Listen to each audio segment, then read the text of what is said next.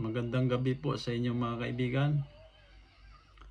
Dito po tayo ngayon at tayo ay mag-aral naman ng salita ng Diyos at pag-aralan natin ito. Ang topic natin po ay ang the purity of the gospel, no? Ito po ang gospel ni Apostol Pablo na pinapangaral doon sa mga taga-Galacia, na ang mga taga-Galacia po ay biglang lumihis sa ibang gospel. So matindi po ang babala dito ni Apostol Pablo sa kanila, dahil po may mga Judaizer na pumasok dito sa kanila at nangaral na ang faith daw ay hindi sapat para maligtas. So kailangan daw talaga po dagdagan ng gawa, no?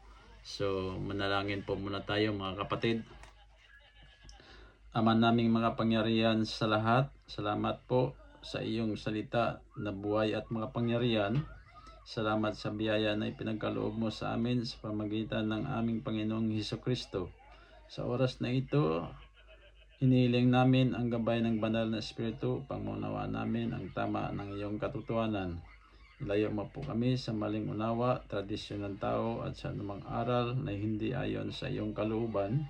Buksan mo po ang aming isipan at puso upang makita ang kadalasayan ng bangilyo ng iyong biyaya.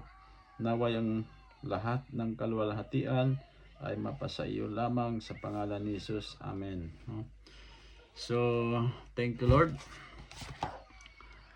Ang topic natin ay the purity gospel, no? So, ito po ang gospel na pinapangaral ni Apostol Pablo doon sa mga taga-Galacia at nagbigay siya ng matinding babala dito, at ito po ay napaka-importante, no?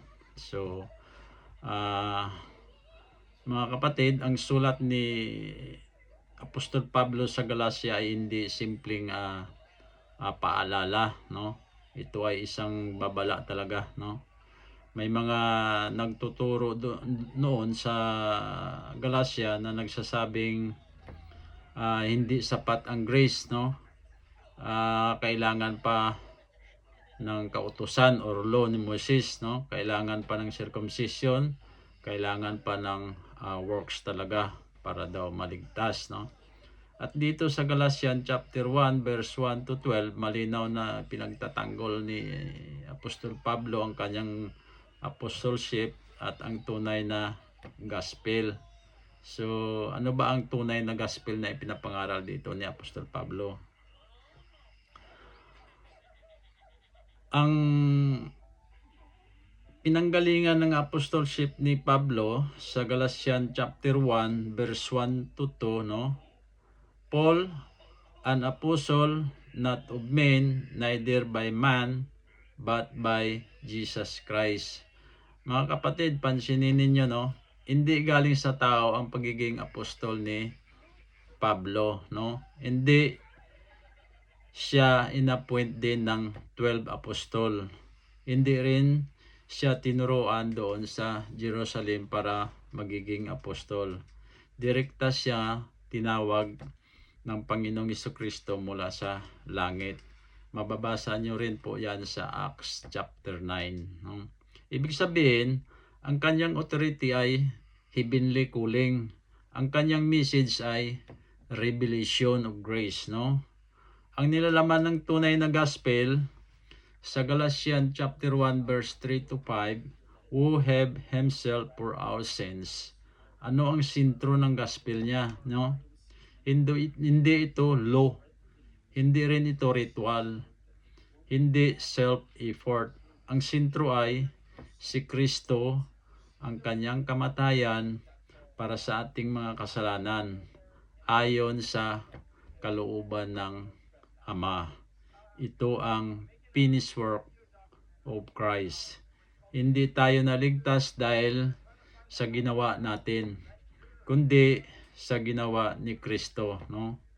Ang babala sa another gospel, no, sa Galatians 1 verse 6 to 7, I marvel that ye are so soon removed, no?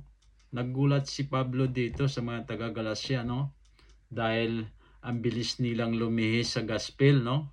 Kasi nga po may mga gospel na pumasok doon sa mga taga-Galacia na ibang gospel, no? Ang tawag ni Pablo doon ay another gospel, pero hindi ito tunay. Kapag dinagdagan mo ang grace ng works, hindi na yon grace.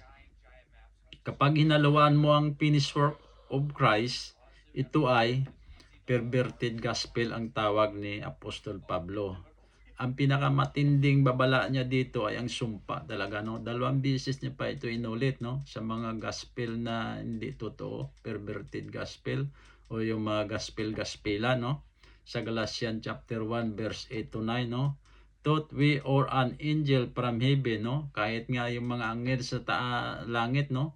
Kahit magturo ng ibang ebanghelyo maliban sa kanya ay susumpain, no? Napakabigat ng sinasabi ni Pablo dito, no?